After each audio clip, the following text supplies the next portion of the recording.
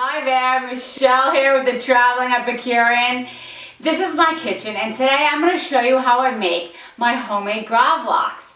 These can get pretty pricey if you go to the store and buy them. They can range even up to $36 a pound. You won't believe how easy it is to make these. You may never go out and buy them again. Come with me, I'm going to show you what we're going to need to get started. This is what we're going to need to make our amazing gravlax. We're going to need this coho salmon. Look at the color of this. Is that amazing? It's absolutely gorgeous. It's wild caught. The fisherman ships it like this. By law, they have to flash freeze it to a certain degree. It kills the parasites. You cannot use farm raised to make gravlax. You need fresh salmon as this. It's unbelievably delicious. I smell this dill. It's out of this world. You need a head of dill, 2 tablespoons of salt and sugar, 2 tablespoons of aquavit or vodka. Some people use brandy or cognac. I like the aquavit or the vodka. I like that flavor. I have a dish to save my fridge in case my Ziploc leaks. And then we're going to weight this down with my cast iron pan. So I'm just cutting the plastic off and getting the salmon out of here. Oh, it smells incredible. Now there's I feel some bones in there, so I'm going to get some tweezers and I'm going to pull those bones out. Okay, this is really easy to do. They come out nice and easy. I'm going to show you how I'm going to do this. So I feel the line of bones right here. So I'm just going to start pulling gently, and look, that comes out so easily. And I'll just line them all up here. See how easily that comes out? And I'm just going to keep feeling along this line here. And you wiggle back and forth like this. And they come out nice and easy. I'm going to slice this in half. Right about there. Because we want the 2 flesh sides to be together when they're going to be in the fridge. Alright, so I have 2 halves there. I'm going to sprinkle a little bit of the vodka on right now. And then I'm going to save the other half. I'm going to pour it in the bag once I get these coated. Once I get them coated with the sugar and the salt mixture. And we're just going to rub this in to the flesh side. And it dissolves right away because it's being absorbed by the fish. We'll sprinkle a little bit on the other side. And here's our fresh dill. We're going to sandwich. It's almost like a salmon dill sandwich. Alright, so we have all this lovely dill. Just like that. I'm going to put one on top of the other. It does look like a sandwich. I can have a bite of that. Okay, so isn't that pretty? That's absolutely gorgeous. And I'm going to put this right into our Ziploc baggie here. Okay, so we have our amazing coho sandwich. Love this. And I'm putting all this extra dill right in this baggie here. We're going to take this whole piece and we're going to slide it right into this baggie. Just like that. I'm going to take that vodka, the rest of the vodka that we have, pour it right in there. We'll fold over the baggie just to get the air out like that, right? And then I'm going to Ziploc it. And there's our wonderful gravlax, the beginning of our gravlax. I'm going to put it in this dish, this Pyrex dish, because it's going to go in the fridge for 3 days. And then I have my cast iron pans. These are really, really heavy. You need something heavy to weight it down. So I'm going to put this on top, and this is all going in the fridge. So it's going to be really, really good. And we'll check it and flip it around every 24 hours. We'll flip it and put it back. Well, hello, we are back. This is day 3, and our gravlax have been curing. Absolutely gorgeous. We'll take off our weighted cast iron pans. It has flattened out. It has flattened out because that solution of the salt and the sugar has extracted some of the, the waters out of the salmon. So it's going to be more intensified, the flavors, but it's going to have the flavor of the dill. I like to keep it simple because my son's going to eat this. He loves salmon. So Riley doesn't like the peppercorns or the juniper berries, and I want to make sure that, he enjoys it also. But you can add other things. It's going to taste amazing. I can't wait for you to make this. Gosh, what an easy way to do this. You're gonna love this, and you'll never pay that high price of Gravlax again when you know how easy it is to make your own, and you have so much more.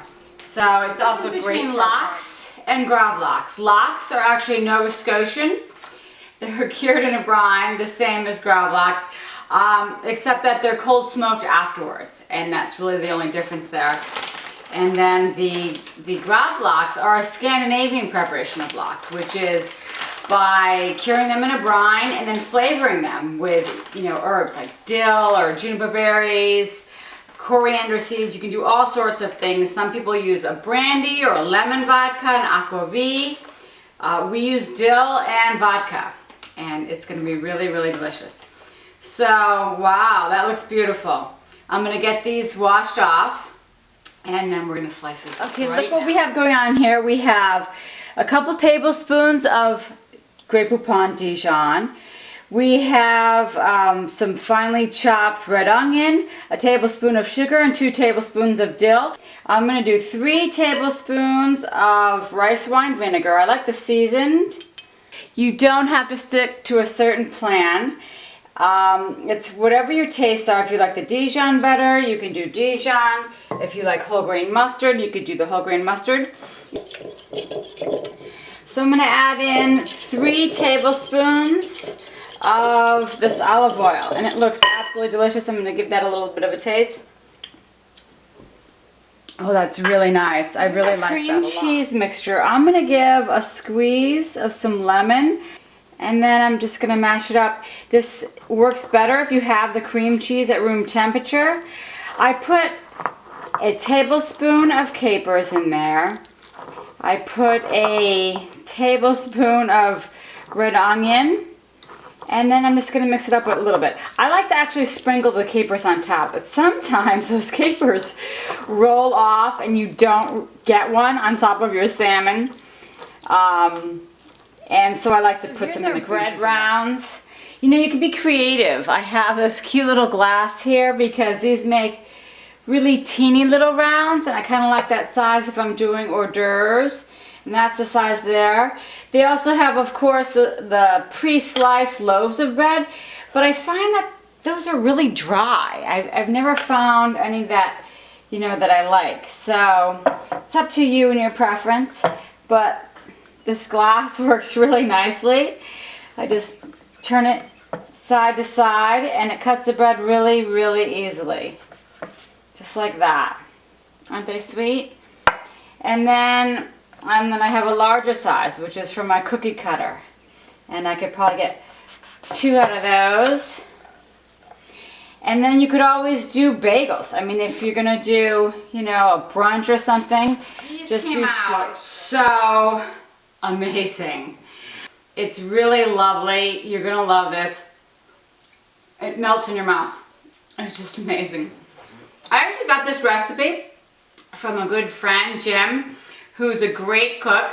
He and his wife are both big foodies, and he's a saucier, so he's got some great recipes.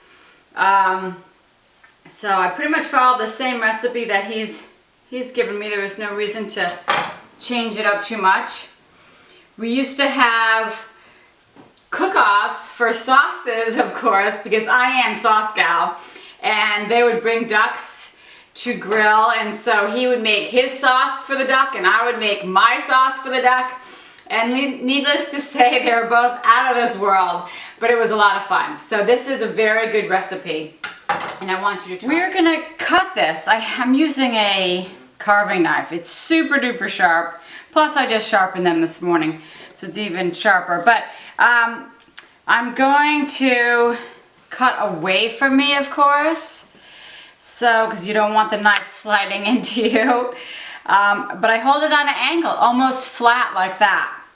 And then I'm just gonna slice down against the skin. The skin is still in the bottom.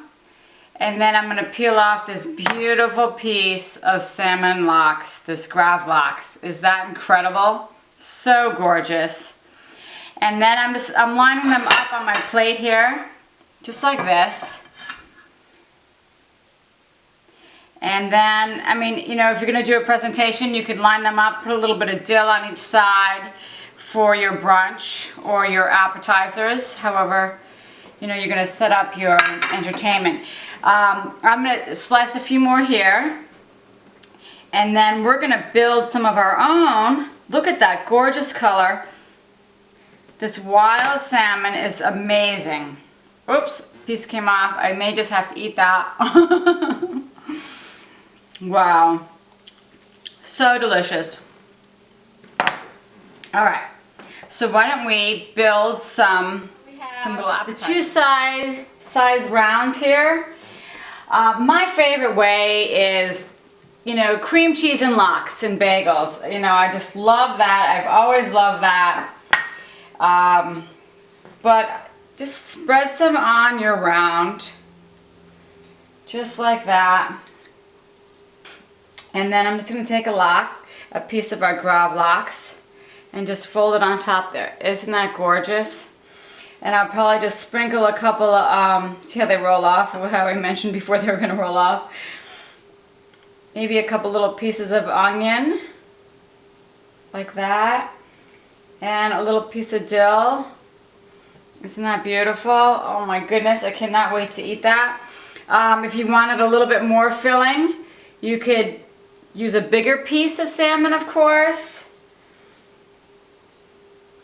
And I place a little extra onion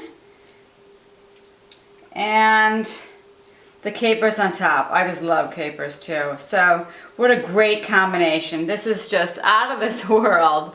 You've really got to make these. Look how pretty those are. All right, so we are going to have a bite of these cute little appetizers. Oh, let's make one with the, now when we do the mustard sauce, it's really just, when we do the mustard sauce, it's really just some salmon, and then we'll mix up. It really doesn't separate, but this way we get a little bit of the onions there. And just drizzle a little bit of mustard sauce on top like that.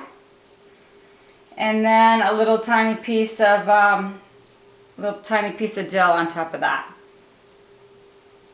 Just like that. Isn't that pretty? All right, so that's the other way to do that. Let's have a bite. Beautiful. And then we have our salmon here. I still have all of this to cut up.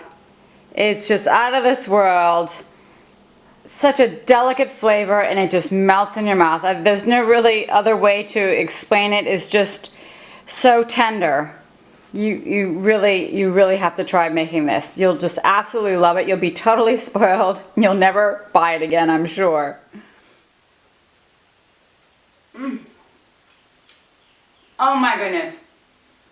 So delicious. I am so psyched. You now have my homemade Gravlax recipe. You're going to be psyched when you make these, and you'll never buy expensive Gravlax again, let me tell you.